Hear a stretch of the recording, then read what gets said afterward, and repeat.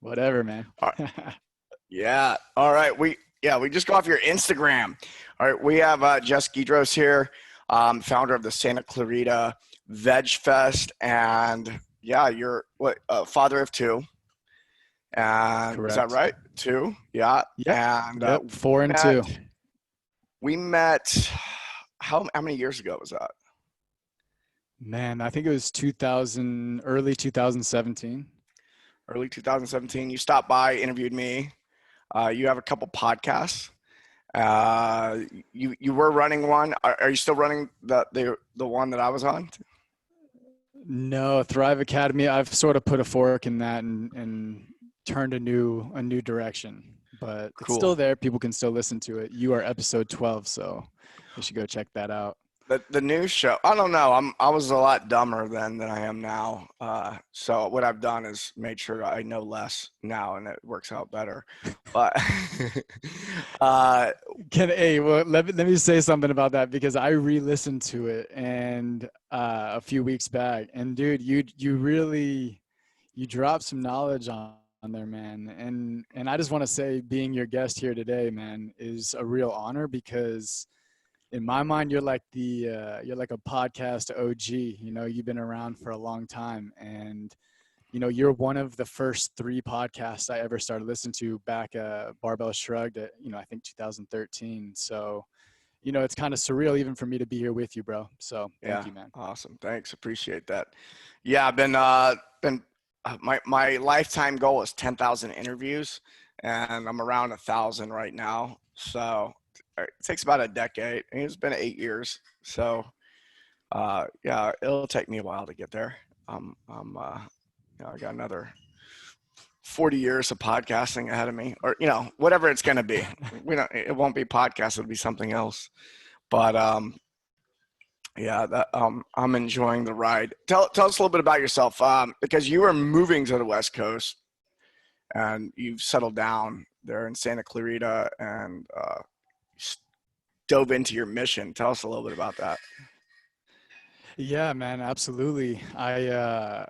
Santa Clarita, we are the third largest city in LA County, but we're sort of like, we're in this valley and a lot of people, they don't really know about us. We've got over 300,000 people out here, and it's been cool because I've lived out here since I was 5 years old. So I've kind of watched Wait, it were you moving like back and just forth, or did transform. I miss something?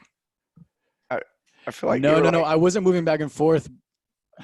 We were looking into moving to Encinitas, and that's what it so was. That's when what I it got to was. go there, yeah, we were gonna move there. We had you, and then a buddy of mine who's a nutritionist. She lives out there in Encinitas as well, and so it was just like all signs were sort of pointing in that direction. But life sort of took a turn, and it's been quite a ride. But yeah, man, I just started. A few years back, I started my podcast. I started interviewing people and really making some good connections. And throughout my journey, my mission, it's funny, you set out and you want to have a mission, but at the beginning of it, sometimes you don't know what that is. And so I was kind of stumbling around and fucking it up and trying to figure out like, what is that? And I would try all these tried being a health coach, a lifestyle coach, and started my podcast, and it was great. And then I stumbled on a video one night, a YouTube video. I was actually in my classroom. I teach 7th and 8th grade. I was in my classroom about to close up for the night, and I watched this YouTube video by a guy named Gary Yourofsky, and it's called "The Most Important Speech You'll Ever Hear." And so I'm like, okay, that's quite the title. So I click on it, and at the time, mind you, I had just put out a paleo cookbook. I was like 3 or 4 months into my keto journey, and so I was on that side. Rob Wolf, like bulletproof stuff. I was kind of diving into that world, and I really enjoying it. I really liked it. And this video, it just so happened to be about the treatment of animals in slaughterhouses, and like a lot about that side of things. And yeah, the guy's message is essentially to be an ethical vegan and go vegan. And the part of that video that really, I could actually say, it's a little bit cliche, but that really shifted my life or changed my life was um, I'm watching it, and it just, I'm crying, I'm in tears, which is, and I'm by myself in this room, and I go, you know what? Like, I can't partake. I can't partake. I can't do it. No longer can I do this. It feels wrong. So I sort of, that was the last day I had meat. This was about 3 years ago. I'm sort of, I'm one of those people, like if I learn something new, if I try something and it works, or if something really moves me, I can just kind of stop something cold turkey. And so, You're all or boom, nothing. all or nothing. Yeah, yeah, I know that. I And know that I style. know you relate. I like it. I like it. Well, I'm I curious. know you do. Before you watched that video, were you in the ethical treatment of animals conversation at all, or was that like the first introduction to it? My uncle is a hunter, and he has this belief in, and I actually see a lot of what he sees, but he always instilled that in me, just that, it's a very almost spiritual connection between you and the animal. And Yeah, his belief is that, if he's hunting the animal and it's fair, that, so it had always been on my mind, and he would always suggest, like, he was kind of the one who turned me on to the grass fed, and to, specially treated, wild caught, as opposed to farm raised and whatnot. And so, yeah, it was always in the back of my mind, and I've always been sort of an empath. So yeah, I think the connection was just very strong when I saw, and you've probably seen some of that footage. It's brutal. It's yeah, just brutal, and yeah. I don't want to it eat shifted. meat from those. Yeah, I've gotten to the point where, like, if I can't eat something that I am confident was ethically raised and all that, is like I'd rather just skip the meal. And it's it's been, there was a point where I was just like, oh yeah, I'm not going to contribute to that part of the economy anymore, because the factory uh, processed meat is disgusting. It's really disgusting. Yeah. It is, So man. And dude, that's cool. You see that, man. It's really beautiful. You see that, man. That you have that reverence for the animal. That you'd actually be yeah, willing to, to skip a meal, man. That's really cool, and it's rare. willing to skip a meal. It sounds like so bullshit. Like, oh, I'm willing to skip a meal, you know. It's so American. But the It's thing so is like American. skipping a meal is like, people get hangry, you know. It's like skipping a meal for the first time in human history. People don't skip meals, and if people say things like they skip a meal, it's like, I'm starving. Like, it's such a dramatic experience, you know. Oh, I do, man. It's crazy. And it's funny too, when fasting is so good for us. And so, sometimes yeah, skipping that meal, even if it is unplanned,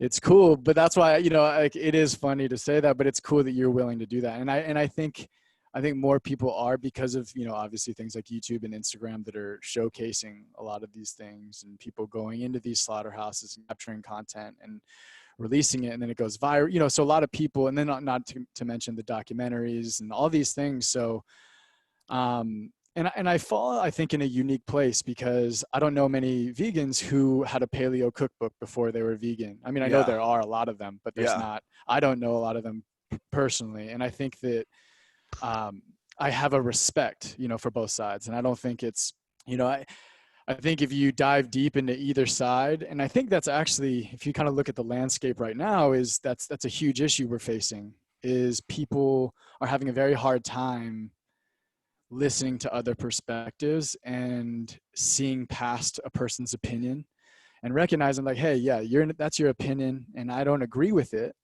but I see that you're a human. You've got trauma like I've got trauma. You've lived a life the way I've lived a life. And that's the side of you I'm going to choose to see. I'm not going to just see you and your meat eating bigotry, or whatever they might call right, you in the vegan right. world. And I do, I mean, I'm sure you see it tons, right? I mean, you're Well, on I social, get you're in the called world. murderer. I get called murderer not as frequently, but there was just I've definitely had moments where like I'm having a discussion, online with some people and like just saying, hey, and um, you know, I I like talking to people who are vegan. Just it's like to me, there's like the vegans who like I know and respect, and it's like, oh, I get your perspective on this. Like I totally get it. And then there's the majority where it's like, whoa, this is very being very like conflict oriented, and it's like it's more important to, well, this is most people, it's more important to be right than to bring love to the conversation and understanding. And anytime anyone is coming to a conversation from a place of wanting to be right, there's you're never going to come to an understanding, and we may not agree, but that's okay. That's okay.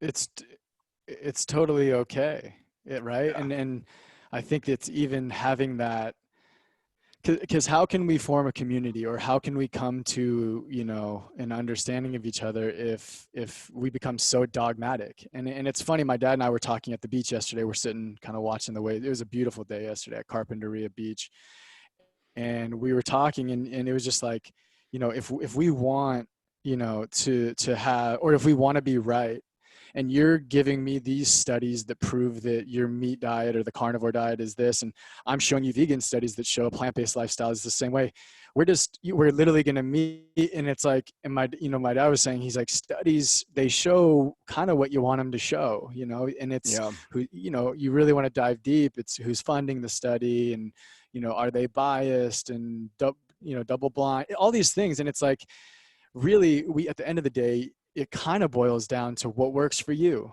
Yeah. and what works for me might look different. But hey, like you said, like I love you, man, and I see you, and I'm connected to you, and we're in this together. So let's keep doing our best, Yeah.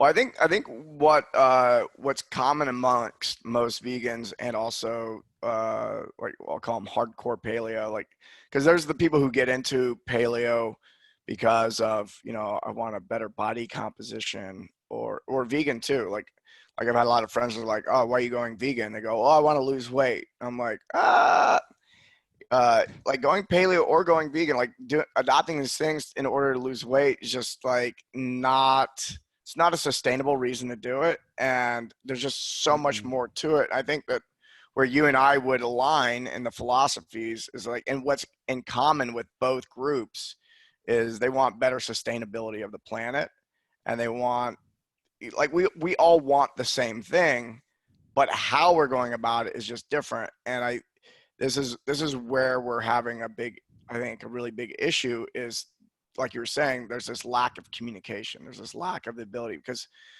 uh, being in a community that's largely vegan myself, before, is like I learned so much about farming, to like the medicinal use of a lot of plants, and it really leveled up uh, the plants I ate in a lot of ways. And it's been really, really cool, because I'm even more ethically sourced my plants too, because there's also, if you're eating a lot of if you're eating just random produce and a lot of like corn based and stuff, then technically that's vegan, but it's not good for you, and it's not good for the planet either. No, Yeah. not at all. And I remember that actually surprised me about you, because like I remember we had been, I'd been kind of watching your journey, and you at the time that we interviewed, that I interviewed you, it was a lot of like, a lot of like paleo stuff. So a lot of meat. And I was kind of, at the time, I think I was overdoing the meat a little bit myself. So I walk in your house, you probably Yeah. remember, but I walk in, dude, you're like in these like tiny ass shorts, no shirt, no shoes, and you're just cooking Brussels sprouts. And you're just like, what up, Shorts man? like You want some this. Brussels sprouts? Oh, dude, show it off, man. Just like those, man. Just like Yeah. those. But no, Yeah. I totally agree with you, man. I think it's, I think the media plays a big part too, like, oh, keto is the new fad. So it's like, oh, well, I'm going keto to lose weight. Oh, well, Mm. 2 years ago it was paleo was the fad. And then it was vegan because Game Changers came out. And it's funny, like if you're following the fad, you're right, it's not sustainable. And that's the only reason why, you know, going in to the plant-based community as for ethical purposes, because it was in my heart, it was in my soul at this point. There was no going back. I saw what I saw and I couldn't unsee it. And I even have tried once or twice to try meat, and it just, obviously it tastes, it's just the enjoyment in it. It wasn't there anymore. It just wasn't the same. And that's, and it's for me. And the funny thing is one of the hardest parts about going plant-based, and now 3 years plant-based, is working out, was my fitness. It was like, how am I going to keep muscle? How am I going to stay strong? How am I going to, I've got a nice little garage gym and been working out for years. And I'm like, man, I've always prided myself on my size. Like, I was like 6 months in, kind of doing it wrong. I went way, like, it was essentially raw vegan. And so I did lose a lot of weight. That's And I a was lot of people go raw vegan first. And I mean, I have several friends that are upset about it. They went raw vegan. Like, I fucked myself up. Or, whoever they were following, like David Wolf. Like, I got one buddy who was following David Wolf when he went super raw vegan, which, David's now, become much more conservative in his approach to things. But like my friend, well, Mark England, he did 2 years raw vegan, and it like took him years to recover from that. And wow. yeah, so it's like, yeah, you did the hard way. Do you subscribe to raw vegan at all now, or is it more just vegan and you do a lot more cook stuff? Yeah, I do a lot more cook stuff now especially than I was at the beginning. I still love to do, like in the mornings, we sort of have like our routine. I'm a big juicer, so I love to, Yeah. juice gin. We take like double shots of ginger in the morning with some turmeric root, and we juice it up. Sometimes I'll make a little green juice.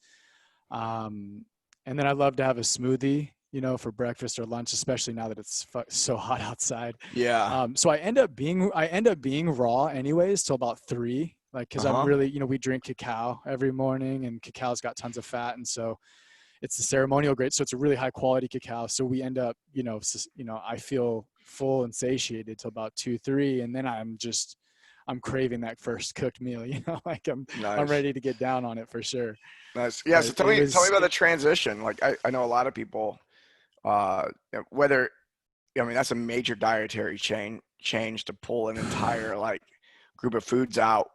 So you said you did it the wrong way, or, the hard way, or whatever you want to call it. You went raw vegan. And then, so what has been, so it's been 3 years. What was that transition like, and what's the impact on your health and fitness?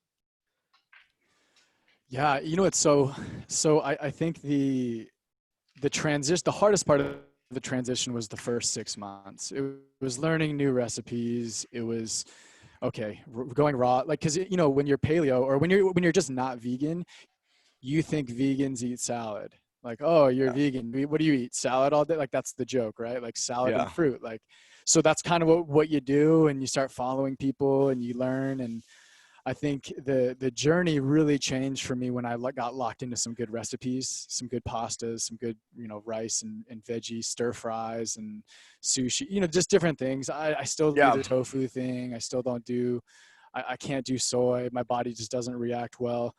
Right. What's funny though, if I was to say the biggest shift I've noticed, and this is not even a check in the against column of paleo keto, because I don't even believe in that. I think I was doing it wrong. You're doing the paleo but keto. The biggest difference I've noticed is, yeah, somewhat so, because I think the biggest shift I've noticed is digestion. I was That was actually my next I was a question. bit constipated for, my dad struggles with it. My grandpa struggled with it. I struggle with it. I was like you, in my teens, working out, slamming weight gainer, slamming these whey protein shitty things, and just Yeah. and just eating 20 nuggets and double cheeseburgers, and just I think I fucked myself up. Yeah. And I did my stomach, and so I would literally, I was going to the bathroom 2 or 3 times a week, and I thought it was normal. I didn't think anything of it. I was like, like I felt fine. My energy's always been good. Even when I was constipated, my energy was great. I don't know why. My mom's that way. I think I have some of her DNA. But when Maybe I you just don't was need to shit keto much, and paleo, yeah, man. But it's funny because when I was keto or paleo, like I was going every day because I was taking lots of probiotics and Metamucil at night, and so I was still going. But when I went raw vegan and then just stayed plant-based, I learned that I just don't think my body does super well with digesting meat. And so Mm. that's the biggest shift is I'm my regularity. I go 2, sometimes 3 times a day now, which is literally my whole life. I've never had that. And then obviously that plays into, slightly more energy and maybe a little bit more mental clarity, but it's not, I still won't even say that that's going plant-based. I think it's that could help, but then it's implementing mushrooms or implementing cacao, which has tons of fiber, and different things that have really sort of contributed to that improved digestion. But Yeah, I that's think we're the probably opposite been in the that. biggest It's shift. like I shit too easy. Like I actually like if I eat I actually like have to watch my fiber intake. So if I eat too many vegetables, especially raw, like 8 hours later I'll find it in the toilet. So it's it's just like I'm actually careful with it. Which I wonder. Wow. I got a question for you. Is like which I've wondered for myself because I mean I've been on a vegan diet for a week or two at a time at different retreats, and I've noticed like my shits during that time are just way too runny. People are just probably opting out of the show at this point, but uh, it's just like too frequent, too running. I'm just like, but I also know like there's an adjustment period. No matter like if I go to another country and I'm just eating different kinds of food, that's what happens. And I remember talking to some people who are like, man, this is really jacking me up. I'm like, it's gonna take you a while to adjust. Like if you've been eating like this and you come to retreat and eat like this for a week, it's just you're gonna be it's gonna feel like you're messed up, or cleaning you out or whatever it is that's going on.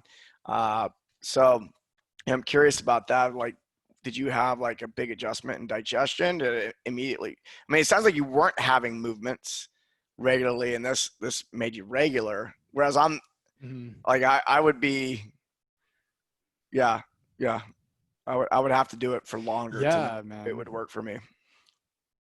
I think so. I think so. And like I think doing it the right way like would help too, because I'm sure on these retreats you went on, like I know like if you take a trip and you do some ayahuasca, they usually it's the same thing, right? They make you it's like a raw vegan diet for 2 or 3 days, and people experience that, and it's like an overload of fiber, and you kind of have a digestion like my wife, and my wife went vegan with me at the same time, and she's noticed a big difference when she implements or incorporates more carby, starchy foods like lentil pastas, or like a really high quality bread, more rice, stuff like that. And it does help her. It slows down Yeah, and it helps a bit with that. And I even noticed the same thing now because my GI tract completely radically changed. And now I'm similar to you where sometimes I have to slow it down. Like if I know I'm going to, go to a retreat or be gone for a few days,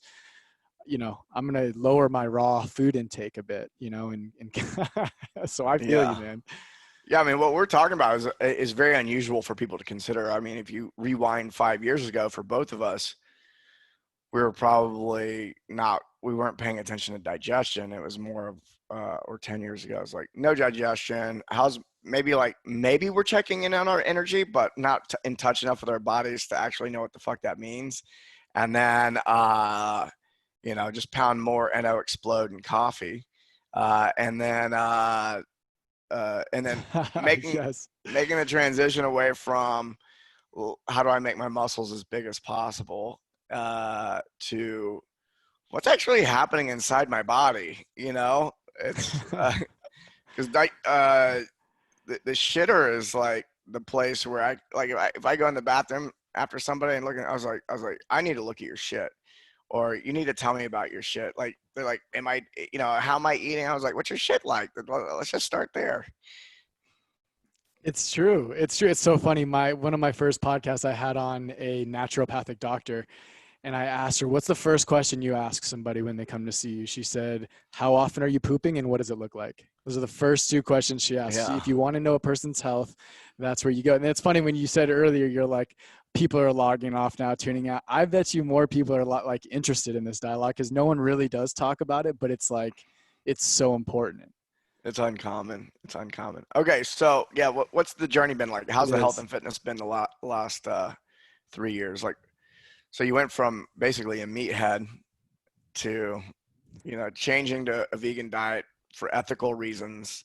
And what was it, one of those things you're like, you know what, I'm willing to lose some weight. I'm willing to, change how I, relate to myself in order to have a better contribution to the planet. I mean, was that the mindset? And then, what was that? I'm curious about what was that shift in your relationship to your body? Brother, I feel like you asking me that is I don't know.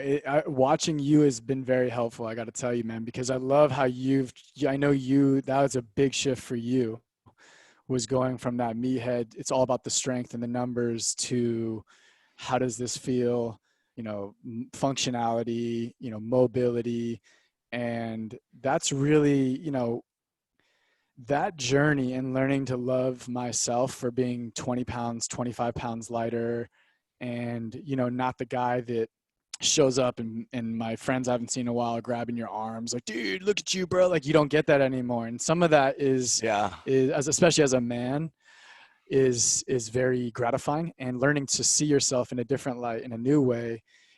It really does. It does a lot. And to this day, I can't even lie to you, man. It's still a struggle of mine finding, that compassion for myself, to be able to look at myself and be like, hey, I'm not as strong. Maybe, the numbers aren't the same. I don't fill out a large the same way I used to, but you know what I mean? I feel great. My body's way more functional than it's ever been. I'm lighter. I can run farther. I'm in the best shape when I get on the basketball court. I'm out running these young guys. Like, and it feels, in that aspect, it's very gratifying. So, Well, if you check your Instagram, you and, look and, good, and I man. think a lot, well, thank you, man. I appreciate you. Yeah. And I love it. I really love it. I think that's very important too, is the fact that I just love, being in shape. I love being flexible. I love being strong, and it feels good to me. And that, that really does help, with the whole compassion for yourself.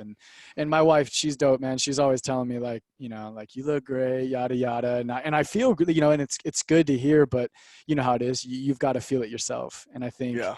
um, following people who are doing it as well. Like, a lot of people will do that. And I recommend that people do that too, though. Like, if you go vegan or if you go paleo, like, start following people in that field and really dive into their work, like dive into what they're doing specifically. So if you're thinking about going plant-based, but you don't want to lose your muscle, follow Nimai Delgado, follow Badass Vegan, follow these guys who are bodybuilders who are vegan, and watch Game Changers, like watch these movies that they'll give you a blueprint. There is a blueprint. There are people doing it, but I think we so often will you know kid ourselves into thinking we can't do something because of a stereotype we've heard, or a myth we've heard about that diet, or lifestyle, that it might not be true. And so that was sort of my shift, was lots of internal work. It's sort of where I started to work with, like, a lot of ceremonies. My wife and I, we have a ceremony every morning, a cacao ceremony every morning. And I got to ask, Mike, have you ever had ceremonial cacao? I love it. I love it. It's one of my favorite things. My mastermind, we had a retreat down in Costa Rica, and it was really cool to take people from the fitness industry, weightlifting coaches and kettlebell guys, and like introduced them to the first plant medicine ceremony, which was, a cacao ceremony. And yeah, I've sat in a lot of different types of cacao ceremonies, and one of my favorites was being at a permaculture farm, and they basically had like picked it and made it that day type of thing. Yeah, cacao. Yeah, I highly recommend a cacao ceremony, or one every day. That sounds great. Yeah. Well, and you know what's really cool? Once again, through the podcast, I met this girl who, she's a millionaire by the time she was like 27. She's the founder, CEO, whatever, of Delighted by Hummus. I'm not sure if you've heard of that company. She makes dessert hummus. They're in Whole Foods and Sprouts, all that. Dessert But she hummus. came on my podcast, and dessert hummus. It's called Delighted by Desserts, and it's like they're at, like I said, a lot of the major health food chains.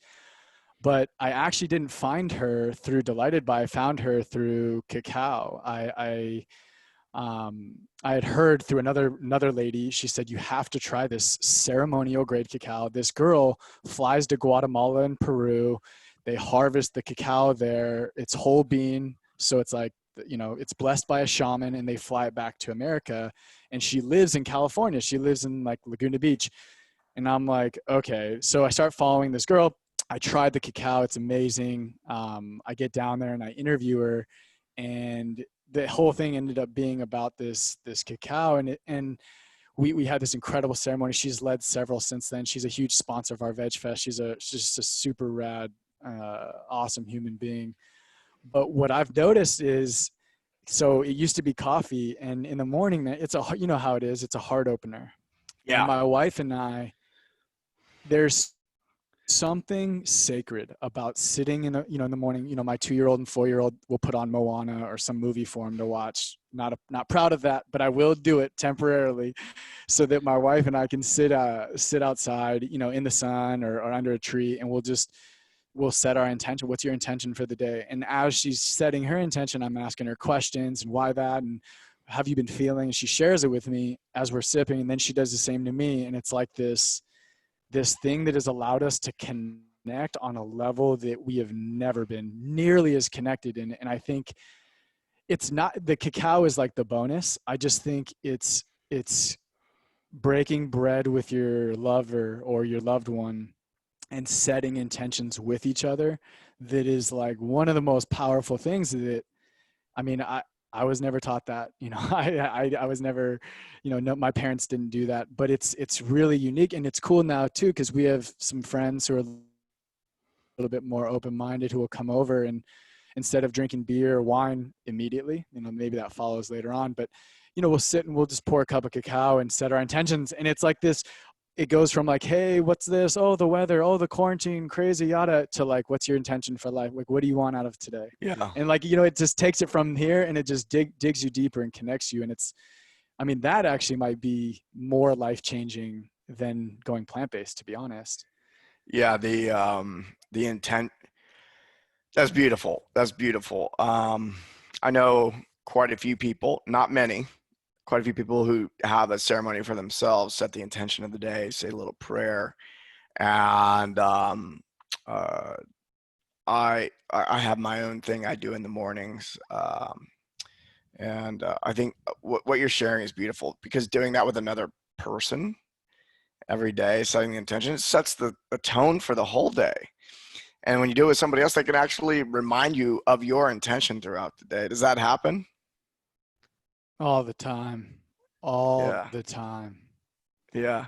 Yeah. So And you it lets inspired you me. know where they're at.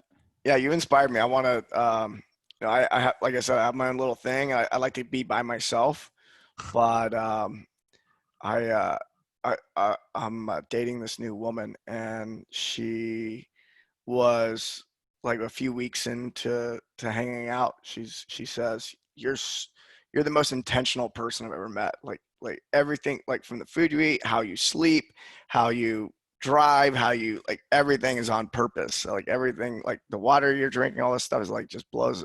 She's like blown away by it. And she's very she's a mindfulness, she's a psychotherapist that teaches mindfulness. So like she gets it. But I was just thinking, I was like, oh yeah, like when we're hanging out, it'd be good to just set an intention at the beginning of the hangout of like, what's your intention for the day? It's a great way to build a solid relationship.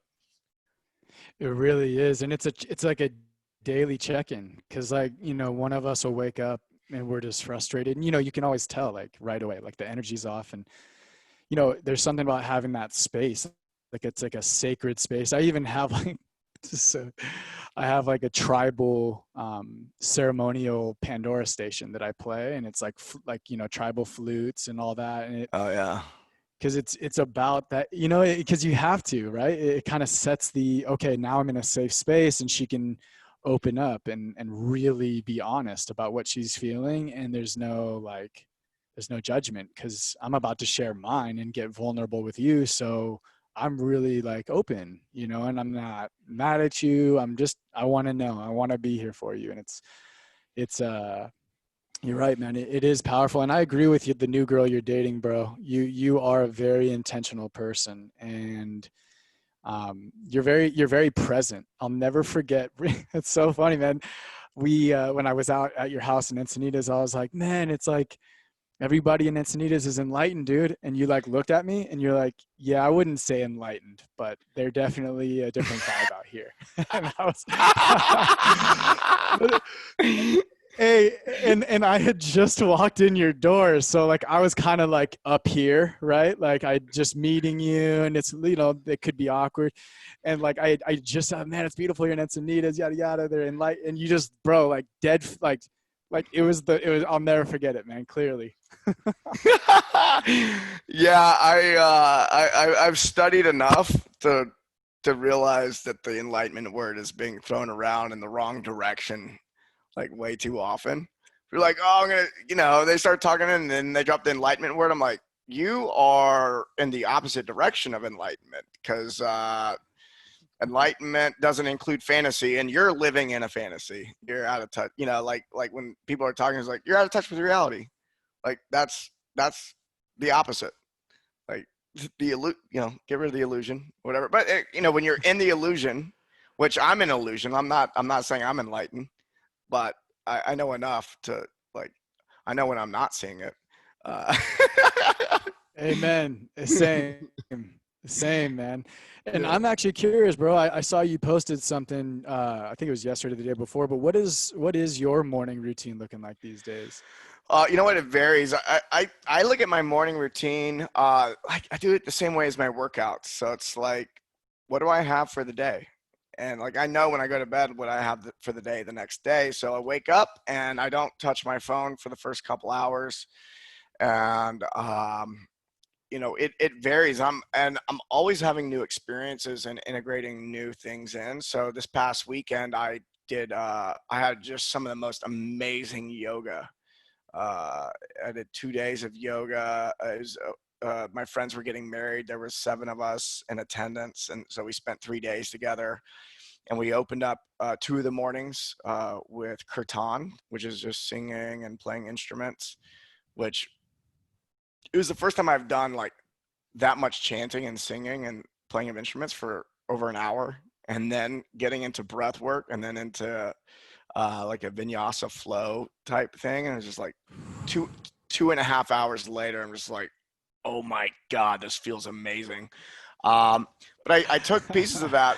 Is like I've never really put vinyasa flow, like that style of yoga, into my morning routine. And then I found myself, normally I do about 10 minutes of movement, and then I do another 10, 15 minutes of, I do a lot of breath of fire, working on my breathing mechanics, getting warmed up, getting charged up. And then I do some nollie, which is, I don't know if you're familiar with that, but it's basically where you're rolling your belly from No. left to right and right to left. Like if you go online and look at like yoga belly roll, you'll be able to see people doing it. But I can contract and create waves through my abdomen and basically massage my organs from the inside. But it also releases any tension I have in my gut. And then I usually, go take a good shit afterwards. But I also notice that it like releases everything, even up into my neck and my shoulders, all the way up to my head. And so everything starts at the breath. And so I do that, but and I drink a big glass of water before that. I take some stuff called Cognibiotics. Cognibiotics. It's by BioOptimizers, and uh, it's actually probiotics that are for the purpose of uh, creating better cognition, because so much of it originates in the gut. By the way, I don't know are you familiar with BioOptimizers? Not really. Okay, they're super cool because they have like these next level like digestive enzyme. So one of the founders and owners is vegan, and the other one is like keto paleo, and they play well Mm. together. And so they create probiotics, digestive enzymes. It's like their primary thing, but they also have, if you're keto or vegan, they actually have some pretty cool tools to make it more effective. So I take that kind of a supplement in the morning. But yeah, I do the breath work. I sit in meditation somewhere in there. It might be after the movement, but before the breath. Sometimes after the breath, I sit in just quiet meditation, no timer. I just let it go, and then I make myself a nice little butter coffee and get my day started. And that's pretty much the morning routine. Yeah. What's yours? Nice, man. I love that, man. I love the fluidity. I love how you just kind of going with how it feels. That's cool, man. I think Yeah. that I used to be, like I'm just getting there now. I used to be very rigid in my routine, and now I'm just learning like, nah, that's not life, man. And you gotta flow with it, whatever you got for the day, whatever time you got. But mine's um, wake up in the morning. First thing I do is I juice. I take my juicer out while my kids, they're over there with my wife. She's still breastfeeding them both. And so they're usually over there for about 20 minutes. So I'll just make us a big juice. Usually we'll each take a shot or two of ginger with some turmeric root. And then I'll make us like an orange juice, like I have a cold pressed one. So it's like fresh pressed orange juice, or sometimes just lemons or whatever, put in 32 ounces of water down the hatch. Um, and then, yeah, we'll kind of get the kids situated. I will, my wife will get the music set up outside. We'll start making the cacao, and then I'll actually use a little bit of cannabis, and then obviously set an intention before that, go out, drink our cacao together, have that little moment, and then usually we either go into the day with the kids, or if I'm lucky, I get to go into the gym, work out, do some movement stuff. We after we have our cacao ceremony, we both meditate right there, and Yeah. then do some sort of movement, and that's it, man. But like it's like yours. It's fluid, Sometimes it looks different. So that's kind of what it's looked like the past few weeks. Yeah.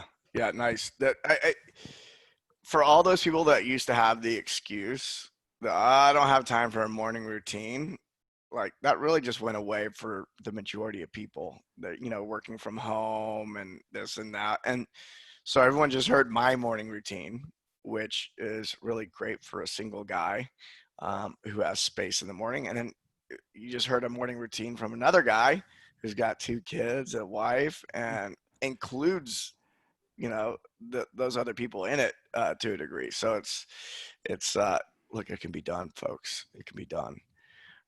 It can be done. And what's funny, you said that too, bro, is that's sort of become one of my biggest passions. I almost feel like it's a part of my purpose is to show people what's possible with time when you're living with intention. I think, Mm-hmm. I've spent the last 7 or 8 years trying to figure out, my purpose, or what am I supposed to do here? And a lot of people were telling me during that time, but you're a teacher, bro. You found your purpose. Like, it's to teach. So just teach. And I agree to that, or I agree with that to an extent. But I also know that my creative outlet was almost non-existent. My, the bigger impact wasn't being met. And I always felt in my heart that there was more. And I have so many teacher friends who are like, wait, you have a podcast too? Wait, you run a veg fest? Like, where do you find the time? Like, Like, you must not have kids. Oh, no, I got 2 kids actually. And they're young. And it's not like it's in your face, but it's like, why do we use the excuse time as our barrier when our phones are showing us we spend an average of whatever 2 to 6 hours a day in front of the screen? We're all up to date with all of our shows, but we don't have time. And I find there's a lot of correlation between obviously the media, but also like a lack of belief in yourself, a lack of, like searching that quest. And it's something I'm always, like in a lot of discussions with people about, because I think more and more people, especially now, are trying to find that. They're at home, they're not going to their typical 9 to 5, and they really want to do something. And it takes time, obviously, but I think that if the intention is there and you really, really want to put some sort of thing out into the universe to help people, and that's a sincere intention, you can find the time. Yeah. You said something. I'm here taking notes. Uh, this is just a quote. This is a quote that came out of your mouth early in that, which was, what's possible with time when you have intention. And it's so brilliant. And that I totally agree. When people say they don't have enough time, I always gravitate towards they're not on purpose. I don't have the time. It's like, you actually have no priority, which means that you are not in touch with your purpose. You're out of alignment in your life. If you don't have enough time, there's a lack of alignment. Even if you feel passionate about what you're doing, there's some bullshit in there. And I love what you're saying. Like that intention is, and starting your day with that intention is a great way to pull everything into alignment every time. And so this is what I love about talking to you right now is there's a lot of young people, a lot of young men listen to the show, a lot of young women too. And, what I got from when I met you and from just the beginning of the show is you talked about, you were always acting on purpose, even if it's not the purpose you're in right now. And I think a lot of people get hung up on, oh, what if I'm wrong? What if I commit to this purpose and I'm wrong? And yeah, it's okay. And there is no wrong, that purpose that, like Jess, like the thing you were doing before is what led to this. And in 5 years, you're probably going to look back on now and kind of you'll have a chuckle at yourself, like if I know that if I'm doing it right, I'm 38, I'll be 43. At 43, I'll look back on 38 and go, like, oh, I felt like, Yes. Oh, my shit was so important. It's like, your shit's not important. Like it is and it isn't, right? Like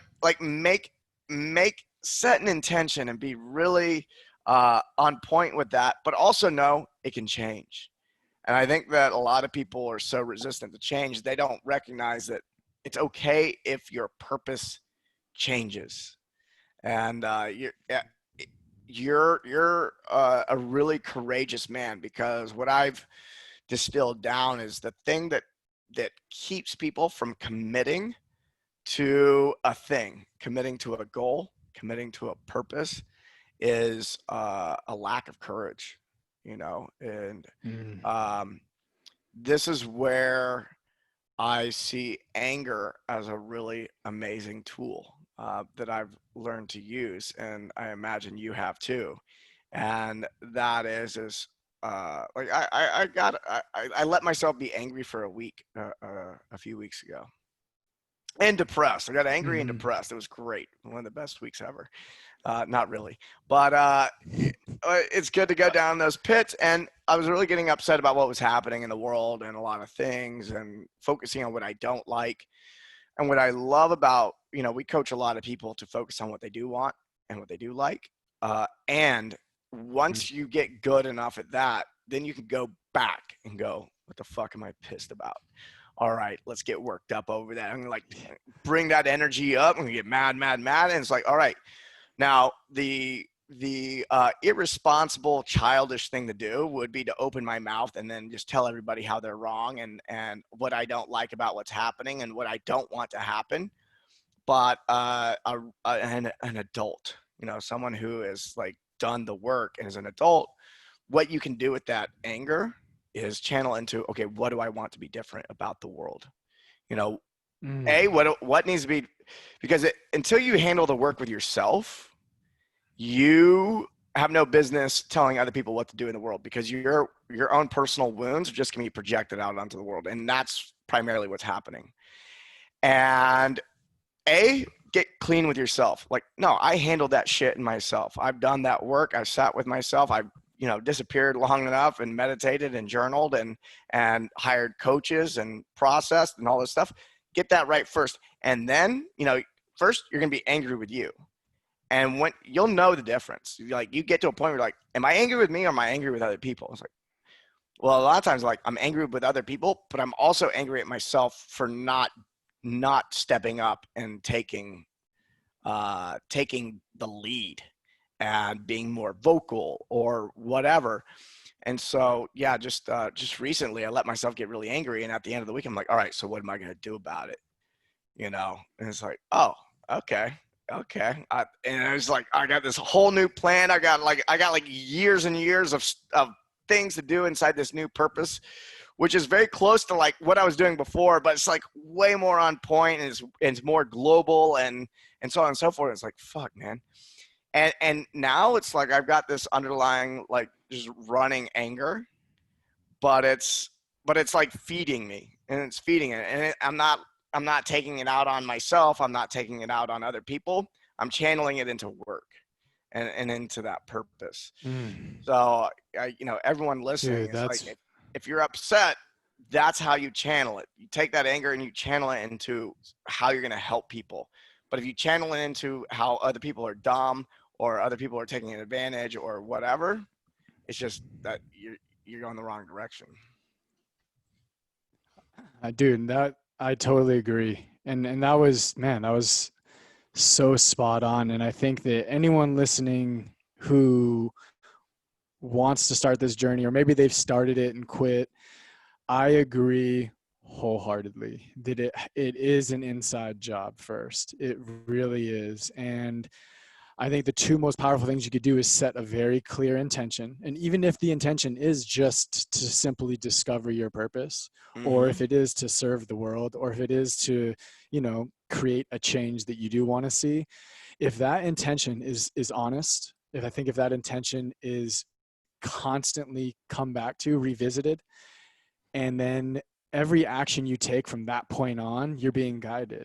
I think you're being, you will find it. And I could look at Thrive Academy. I did 50 episodes because I said I would.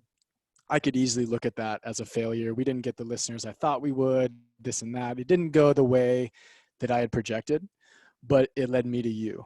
And it's led me to numerous other people who have allowed me to connect the dots and find my own path. And through doing that, I'm where I'm at today. And you, I mean, Mike, I know you feel me, bro. Like how many times have you failed? Like how many times have we fucked up and done something the wrong way? And it's like, so many times. It's too many to count.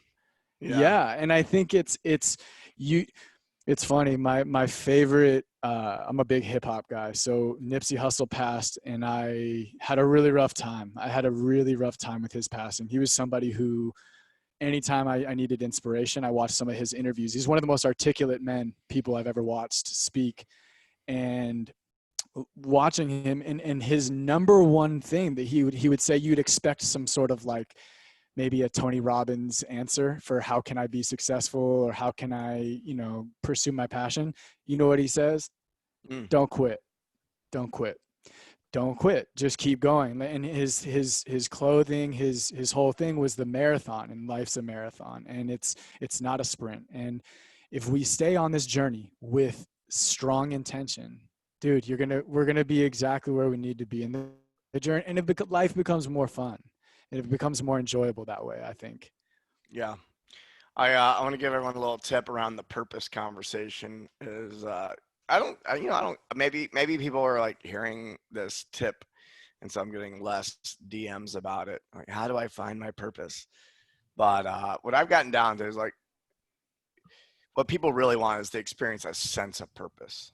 It's a felt sense. And you know what? That part. What I feel is my purpose today could be different tomorrow. Like I also, like, I cook breakfast. So I got an Airbnb, and I have half my team. There's 5 of us here in the house.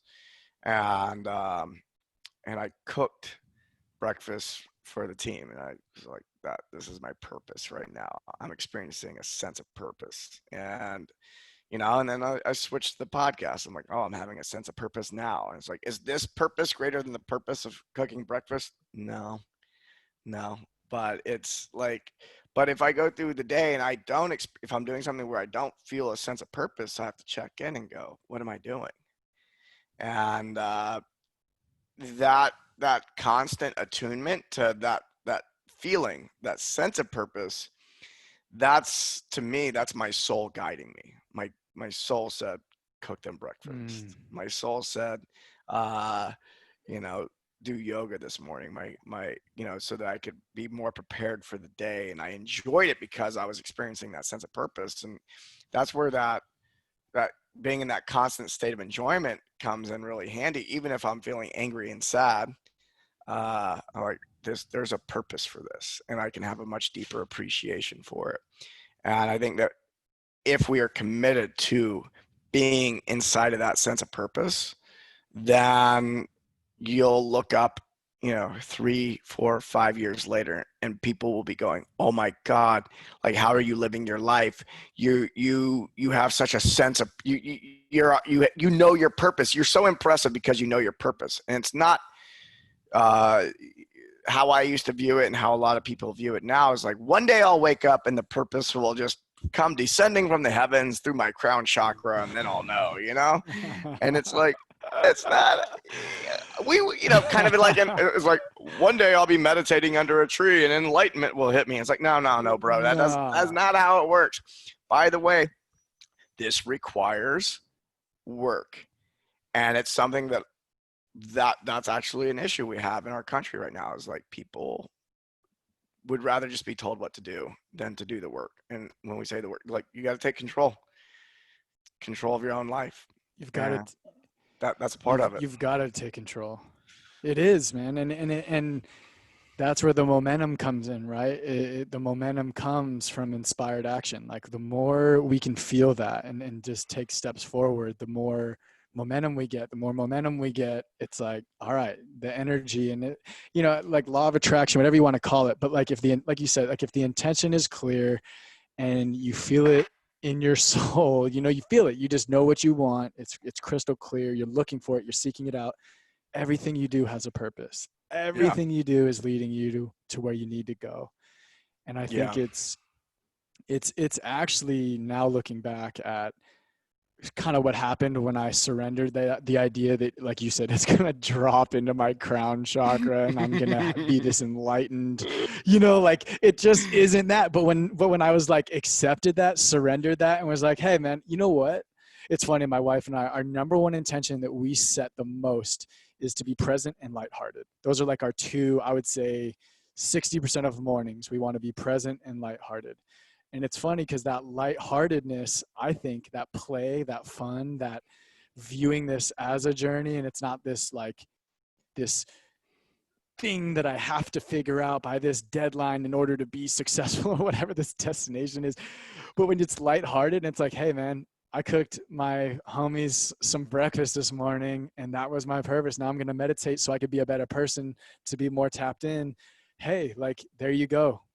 You just did it. You're there. You're on the right track. Yeah. I love it, man. I love it. And all right. I want to take a turn here. Cool. I was making some notes. I think people are full of inspiration at this point. Full of inspiration. I want to go back to could like, having gone from like paleo to vegan, could we have done this 100 years ago? Or is this something that we now have enough nutrients like enough variety of nutrients at our disposal to get like the proper amount of protein, vitamins, nutrients, all that kind of stuff. Do you think it's like What a newer, like a people are more capable of doing it now?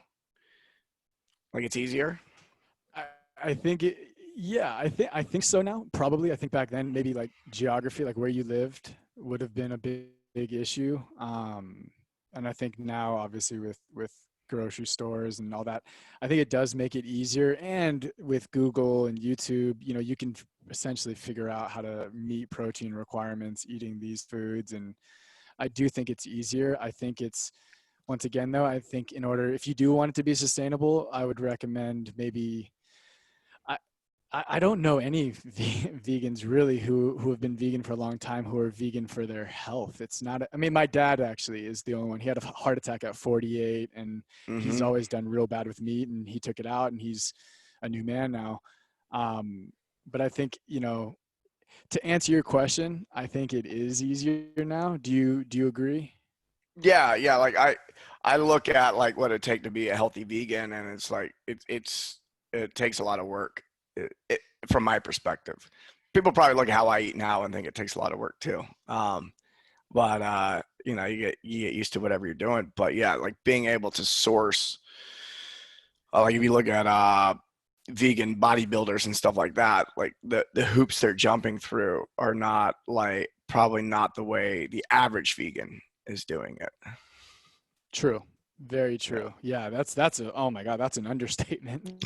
Yeah, that's they're 3, 4 shakes a day, a lot more processed food, a lot more tofu and a lot more, tempeh, things like that. And Yeah. um, I think there is a big thing with protein. There's so much there, especially like in the vegan space as far as like there's lots of they call like the protein myth and this and that. I don't know. I feel like I get enough. I probably get about 100 grams a day when I'm working Yeah. out. Maybe a little less, give or take. But beans, lentils, veggies, these things naturally do come with quite a bit of protein. And we have some really tasty plant-based protein powders. Hemp, we use a lot of hemp, Yeah. stuff like that. So I think I'm able to get it in relatively easy now, Yeah. on one shake a day. But once again, I think that the technology we have now definitely makes it a lot easier. Yeah. Yeah. I eat a lot less protein these days. I notice like, oh, if my digestion is good, then I don't need to eat so much protein. I just wasn't digesting all of it before. It's like I needed 200 grams because I was digesting 100 of it. But if I can digest all of it, Right. I don't need so much. It doesn't. I don't have to be so crazy. I'll definitely feel better for having done that. Uh, One of the things Yeah, that absolutely.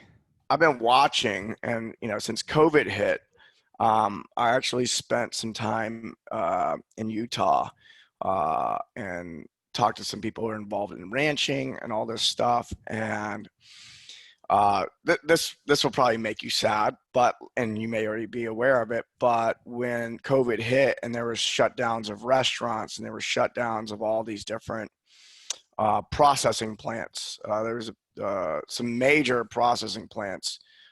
By the way, like I learned some stuff. Like I learned that we're taking cattle and pigs and like growing them in Utah, and then they're being shipped to the East Coast to be slaughtered, processed and slaughtered, and then redistributed to the rest of the states. I'm just going, holy shit! Like, why don't we have a slaughterhouse near where the ranches are at? Like it's just very. It only takes one mistake or one thing to go wrong, and then the entire food supply chain breaks down. And so we're experiencing that right now, but people don't know it yet. Like, so the average person doesn't know that we're about to have a meat shortage. And especially if you're eating more of like the factory farmed style meat, it's about in the next year. Because what happened was the normal distribution channels shut down, and they had this flow. And so this one pig farmer basically had to euthanize a bunch of the pigs because of he was about to have too many pigs, not enough space. So no one's buying it. So the most cost-effective way for them to do it, and this is not someone who's doing sustainable farming. This is somebody who's just doing the good old factory farming shit. Euthanize the pigs, bury them. That was it. So that happened a lot, and it's probably still happening. But this past spring, when COVID hit and they shut everything down, that's one of the repercussions. And so this is why like a centralized anything is troublesome, is because there's no it's very fragile. And so no one knows that it's fragile until we have a crisis and then realize all of our systems are, because they're centralized, it only takes one thing to bring the whole thing down. So one of the things that's really interesting to me is one of the things I'm doing is, well, I'm picking up hunting again, just from like a survival perspective. Like, I know that if I kill an elk, I can live off that elk for a year, if I did it right, and but at the same time, like the average person, you live in LA, right? So you're probably not everyone can go hunting. That's like a rare, for as many people we have on the planet. Like if everyone went out hunting tomorrow, that would not work. But so what I think is going to happen is everyone is going to be moving to a more plant-based diet in the next year. And so, and I think that because of the vegan movement, there's actually like a lot of benefits. I was like, all right, we're about to have a meat shortage, but we still know how to get our nutrients, which is still a huge swing from the way that farming's done now. Is like, can we even sustain that? Are we going to have, like, if everyone goes plant-based, is that going to fuck shit up too? Like when I think about that, I was like, oh, everyone's going to go get there's going to be a huge swing in how people get their calories. And are we growing enough? And are people just going to have to eat a ton of grains and not as much vegetation? Like, have you thought about this at all? Oh my God. Honestly, I think about it every day. I'm very, have you ever heard of Zach Bush? Yeah. You Yeah. The have? guy out of Yeah, Virginia, he does he does a lot of the gut stuff, right? he does regenerative. No, yes, he does. Yes, he does. He's he has a nonprofit called Farmers Footprint, and it's all about regenerative agriculture, like Yeah. regen ag. And not his whole thing, but one of his big things he touches on a lot is starting your own garden, and Yes. and Yeah. really like central, like really having, that push for Americans to, take some of their lawn, which we've actually done recently. I'm real excited about it. I just made some basil pasta yesterday with my own basil, my own tomatoes. It was really cool, man. But that's a side note. That's But great. yeah, I have thought about it. I have thought about it a lot, and I think that it's true. And I think you're right. You're spot on. But I hope that I don't know if mainstream media will ever get behind it, but I hope that somehow this starts this conversation with more people. More people start their own gardens. More people start going to farmers markets, not demanding, but asking farmers to grow certain things that they do like. Well, That's actually helped. We have, yeah, a lot of people, I've heard that home gardening is at all-time high. Like these companies that sell home garden supplies they're running out. They're being sold out of stuff. Yeah, it's incredible. That's another thing besides hunting. I'm nomadic still. I'm looking for a home. So you have to have a home if you're going to eat plants because they don't move. So, yeah. Yeah, they don't. And there's really cool ways to do it too. Like for you, yeah, that's tough, man. It's tough as a nomad, dude. You're just kind of everywhere. But a lot of people at home, and I don't know, have you ever seen those vertical gardens that Yep. have, Oh yeah. My buddy I mean, AJ those Richards, are badass.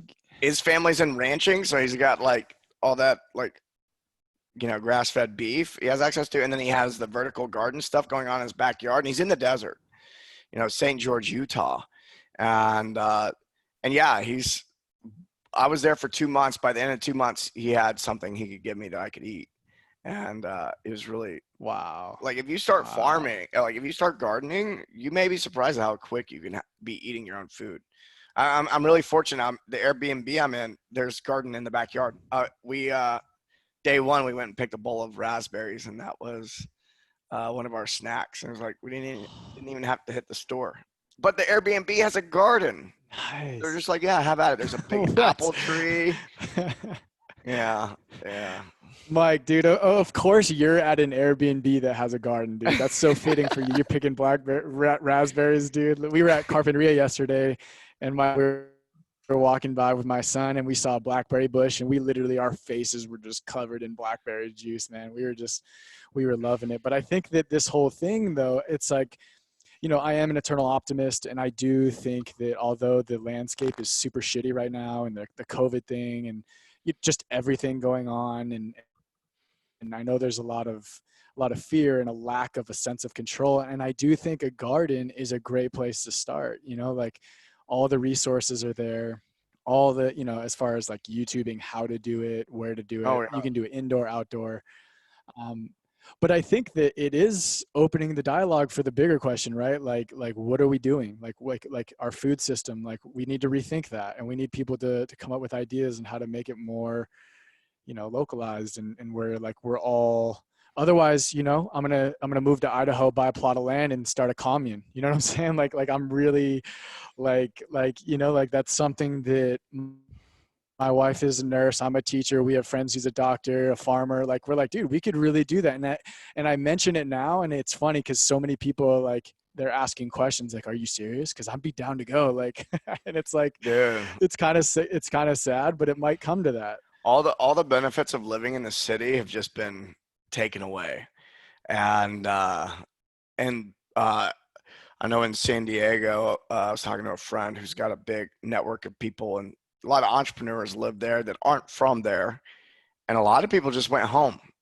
They went to back to wherever they came from because there's like, they shut down the parks, they shut down the beaches, the restaurants. It's like, yeah, all the benefits of being in SoCal just kind of like, they don't even want you surfing out there right now, which is fucking ridiculous. Fucking Um, ridiculous.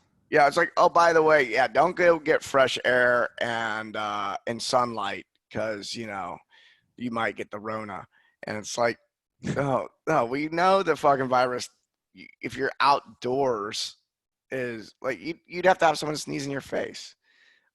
This thing Right. isn't gonna like it dissipates quickly and dilutes quickly in open air environment. Now you don't put me in a cubicle next to somebody with this shit, or don't put me inside a house party, or like a gym or a yoga studio where we're doing breath work. Not a good idea. But at a park, all right, now No. I'm off on my fucking rant. Like, but anyways, the a lot of people, a lot of people that have been in the health field for a while. It's funny. I know people who they've been in San Diego their whole life, or they've been in LA their whole life, or whatever. And I'm literally getting like a text message from a new friend who's been in the health and fitness industry every week. Like, I'm looking for a compound.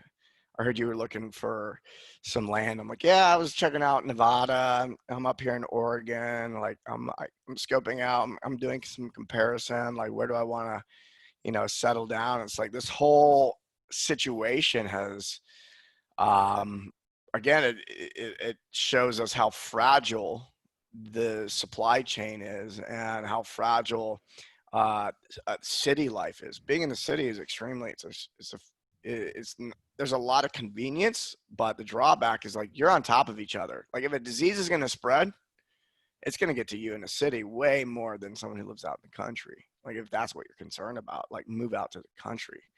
You know, no one can sneeze on your face if you're on 10 acres. So it's No, and then it also kind of gets you away from for us, it's Governor Newsom, who just at any point in time can just shut the state down. And it's yeah. like, my best friend is a hairdresser, and my other best friend owns a small business, went under. And it's like, we're getting fed up. And it's like, we have, now we're going back to school in August, and it's 100% online. And it's got people like me and my wife thinking, what if we're going to be homeschooling our kids, which we kind of plan to do. And I know you're homeschooled too, right? Yeah, I was homeschooled all the way through. And I have a sister with 5 kids who homeschools all of them. Like, yeah, I come from a very pro homeschool, raise your own kids type of mentality. Yeah. And look at you though. Like look at you. Like I always go to you and Jesse Elder. You're two people I know who are homeschooled, unschooled, who are two of the most creative, innovative, self-authorized people I know. And I think it's And triggering. very fitting. It's very telling. Yeah. Absolutely. Absolutely. But because you're going against the status quo, because your ideas aren't what we were indoctrinated in public school, you just tend to be, I think people who are homeschooled or unschooled tend to be, more free thinking, independent thinking, um, even more like, I mean, if it was done well with their parents and their parents really were intentional. And I think, it's something that as an educator, I want to give that gift to my kids. And I'm personally more for a fan of unschooling. I don't Yeah. want to teach my kids the core curriculum that we're No. learning now. I think it's bullshit. And it's, Yeah. unless it's what I teach, which is social emotional learning, which is way different, but Yeah. I mean, in it's, school, like we're not learning the most important thing. It's like physical, mental, and emotional health. How these are like the core. Like if you have that, you can have anything, and you can learn anything really fast. By yes, the way, once you handle those things, learning is like constant and automatic. If someone's having trouble learning, it's a psycho-emotional. It's physical or psycho-emotional in some way. Or, it's all the same thing. Once you dive deep enough, you realize it's all connected.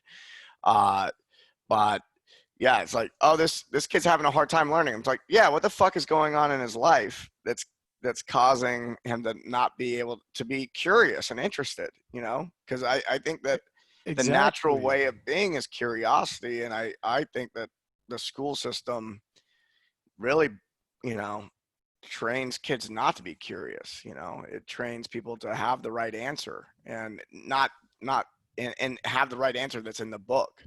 Um, but you're right. I had, when all my friends had 12 years of indoctrination, I had 12 years of curiosity, in the Mm. formative years. That's a big difference. And, the thing I heard most growing up is, what about the social, aspect, like, did you get enough social activity? I was like, I don't know. I seem fine. Like, I've never, and the thing is, like, I actually think I was more socially advanced at a young age because I was interacting with adults more than I was with people my own age. And so I was I was being introduced to ideas by mature people versus a bunch of idiots. People, a bunch of other 7-year-olds. It's like, no, when I remember being 10 years old and, like, oh, I'm going to go to work with my dad, see how he interacts with clients. I was like, oh, I'm going to interact with my dad's clients. Like, this is a very different experience than, most kids who are in a classroom all day. And then they've got one teacher or they're repeating teachers, but you got 30 other kids you're around and you have one adult. Whereas it was like me and then, several adults. It's just a different thing. So I think that, a lot of the fears that people have are, they haven't thought about it all the way through or been introduced to these ideas. And then, now what we're facing is like, no, you want your kid to learn off of Zoom from a teacher with 30 other kids. You're going to expect your kid to sit in front of that screen and be curious and interested in what's going on. It's like, Mhm. no fucking way. And then now this whole social thing just got pulled away. It's funny to me. A year ago, having social interaction was so important, but now it's not. And it's like, well, that was the chief complaint or the chief obstacle for parents wanting to homeschool is the social thing. It was like, well, now it doesn't matter. So, I mean, do you want your kids to have the best education possible or not? And I think most parents are And way more capable than they think they are if they really set the intention, right?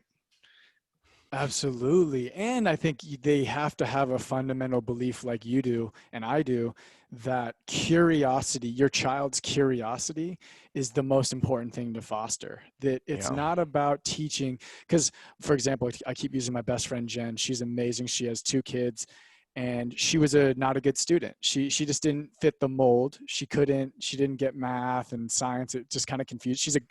She has a super successful hairstyling business that she runs. It's amazing, but that's her whole holdup is, I don't know what I would teach my kids. And it's like, well, like, they'll show you. Yeah. They'll Yeah. show They'll you tell you. if you learn.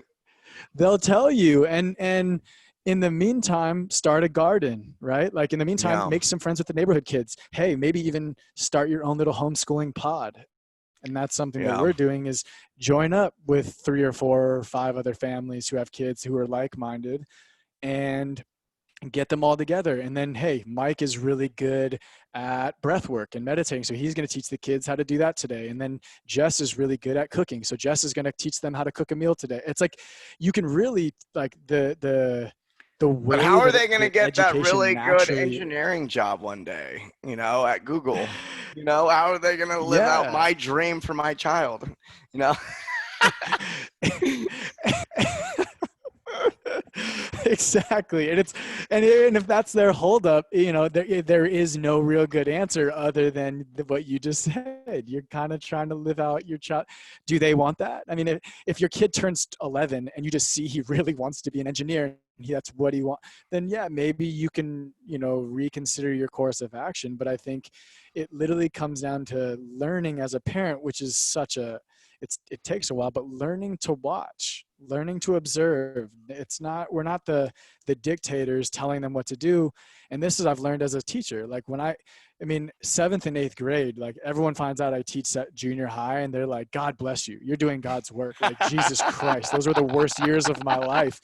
And I see it, Those and were it's so hard. funny because they were super hard. But the funny thing is that I think that they're so hard because we're constantly met with resistance, with teachers trying to control, teachers trying to tell us what to do, at a point in our life where we're learning to think independently, and we're like demanding freedom, and yet we're putting them in a school system that tells them to sit down, shut up, raise your hand to go. And no wonder that's such a tough years of life, because I'd be interested if, like, you met the same resistance in a different system, or in a different way of doing it, where you're kind of more of the observer and naturally letting lessons unfold, which I Yeah. think can definitely happen, because it's sort of what I'm doing now. Granted, I've been an English teacher the last 6 years. Last year was my first year teaching social emotional learning, but it was the most incredible thing I've ever witnessed in my life. Teaching kids, we meditate for the first 2 minutes of every class. The lights are off, the music's on, and everyone's meditating. Then you start with, and we're teaching them how to breathe. And then, you start teaching these life skills, like how to pause right before you react, or how to watch yourself like a hawk, see the big picture, identify your emotion, like all these things, like that we didn't learn, but that we kind of just fumbled around and fucked it up. And we kind of learned it eventually. We still don't really know it, but there's a whole thing here that, once again, going back to, like, the system being restructured and rethought about, if it doesn't happen, what we talked about earlier about getting a plot of land and doing it yourself with some other families is really, I think, going to become a very popular thing that we see a lot of free thinking, independent thinking families and people doing, because they're not happy with the way things look right now. And maybe they have young kids, or they just want a better life for themselves, and they're, like I said, commune. My wife hates the word commune. She's like, it's got such a bad connotation. It's an intentional living community. I'm like, all right, fuck it. It's an intentional living community. Regardless, it's a commune. You know what I mean? Like, it's more appealing, I think, because of all these systems that we're Yeah. seeing how flawed they are. Yeah. And living in that type of environment is going to require governance. And again, we're in a time in the world where we can have more sophisticated governance if there's enough people educated in that community to coalesce around certain things. Right. Yeah. But man, I It's had something true, I man. was wanting to say or ask, and I don't remember what it is now. That's all right. Uh, This is tell me good, man. tell me about Veg Fest. Dude, that was badass, man. That was one of the coolest things that's ever happened to me, man. I went real deep after I went vegan into like, all right, man, that intention of living purposefully and intentionally and making a difference was huge. And have you heard of the book, The Artist's Way? Yeah. So I interviewed a guy, his name's Rich Roll. He's like an ultra endurance Oh, athlete. He's in the I know vegan of Rich. community. I've listened to a lot of Rich Roll. Yeah, he's good. Okay, so Rich is great. Me and his wife are working on like an unschooling system that we can roll out one of these days. But Rich, on my podcast, I had him on, and he recommended to anybody trying to find their purpose, The Artist's Way. And it's really cool. It boils down to a lot of the stuff that we've been talking about. But one of the things it does is it just, she calls it, give yourself an artist date twice a week where you give yourself 2 hours to play, 2 hours to have fun, 2 hours to do whatever it is that you like. For me at the time, it was basketball and hiking. So I would just twice a week, I would just dedicate it, and there was no big thing behind it. Just going and having fun. The other part was morning pages, like 1,000 words a day. Don't skip a day, just 1,000 words a day for 90 days. And you just journal anything and everything that's coming up for you. And between those two, essentially that's like the platform. So I dove in. I said, man, if Rich and Julie are telling me to do this, man, and whatever, I'm going to do it. It seems interesting. So on like day like 86, dude, it hit me, man. We had just gone to Eat Drink Vegan. We went to the LA Veg Fest, and it was like 2 weeks later, and I'm sitting there and I'm like, we have no event in Santa Clarita. We have no vegan restaurants in Santa Clarita. Like I said earlier, we're the third largest city in LA, and we have nothing for our community.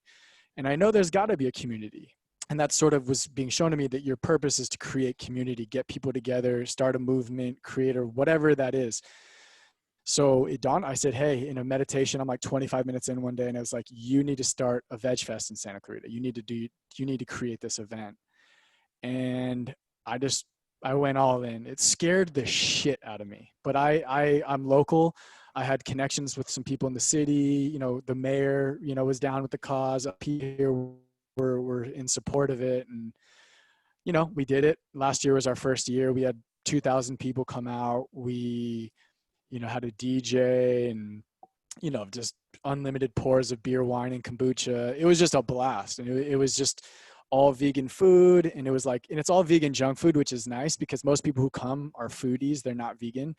They just come for like the food and drinks. And so, when you're eating like chili cheese fries and like a falafel wrap or some like nachos or some pizza, and you're like, there's no fucking way this is vegan. And it's like kind of like our way of showing you like, hey man, you can still have ice cream, you can still have pizza, you can still have chili cheese fries. It tastes almost identical now because of science. It's definitely not good for you, but you can still have those cheat meals or that junk food and enjoy this whatever, the cruelty-free lifestyle, whatever. And so It was rad. It was really badass. And the doors that have opened since then and the direction I've been led since then, I mean, talk about momentum and talk about growth and talk about, just new ideas and things have come, and it's been life-changing because now I'm kind of like going in this direction. Like I love events. And so I want to do something that's like a Burning Man, but like a Coachella. Like I haven't solidified the idea, but I want to host something like that. We have a big Central Park out here, holds 50,000 people. Something really cool could happen. So I think in the next few years I can roll something like that out. But yeah, man, that's sort of the journey with Veg Fest, man. And it's just been such a fun ride, man. Yeah. Well, it sounds like it took a lot of courage. Was there like, how did you cultivate that, and how did you deal with, like, oh shit, I'm taking on a big thing, and a lot of people are watching me do this, and I might fail and all that. Yeah. I think it was twofold. I think one is I have had a natural, belief in myself. I've known since I was a little kid. My dad was a minister, and my mom was a women's ministry leader in a Christian church growing up. And so since I was a young age, I've always been sort of taught that I had that, and that I have a purpose and no one's here for no reason yet. So I've always felt that belief internally. And when I think that the second part of it was just that it did feel like through my, cacao ceremony, daily cacao ceremony, journaling, that it sort of chose me. Like it felt like it was plucked into my mind, like it had been put there, like boom, and it was so strong. Like it was such a strong feeling that it really alleviated a lot of that doubt.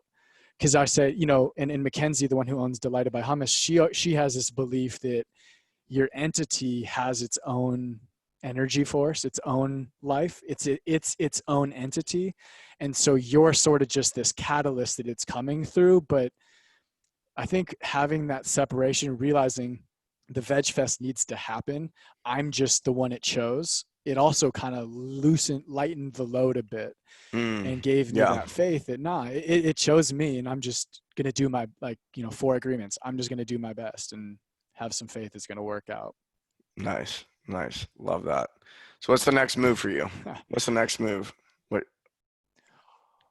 Well, now that events are fucked, it's like I've really had to do some soul searching, man, some more artist dates. And I said, well, hey, if I can't create community through events, I'm going to do it through a podcast. So it's the SCV Veg Fest. So then I said, well, I'm going to start a podcast called SCV Native, where I just interview local people and somewhat local people. It doesn't have to just be, but just people in this huge ass city of mine who are doing epic shit, who are trying to bring about change, who are trying to make a difference, and showcase them on my podcast, and just create an incubator, a local incubator of like-minded activist type people who are down for the cause. And when events do come back, because I hope they will, I will have that community to roll right back into the Veg Fest and any other events. So that's sort of where I'm at, like, as far as today. Cool, man. Well, where can people find more about you? Well, I've gone pretty much off social. I'm still on IG. I check in, a couple times a week. So probably just there, at Jess Guidroz, but then scvvegfest.com is our website. And then check out, and then just be on the lookout for the podcast, SCV Native. I think it's going to be something special. Awesome. Well, thanks for joining us today. This is a lot of fun. Enjoyed chatting and chopping it up with a vegan for once. I don't do that often. Yeah, dude. No, for sure, man. Thank you for having me, Mike. I love what you're doing, man, and your consistency with this podcast, the passion that you live every day with, and the freedom in your spirit is so contagious. We need more people like you, brother. Thank you, man. Appreciate that.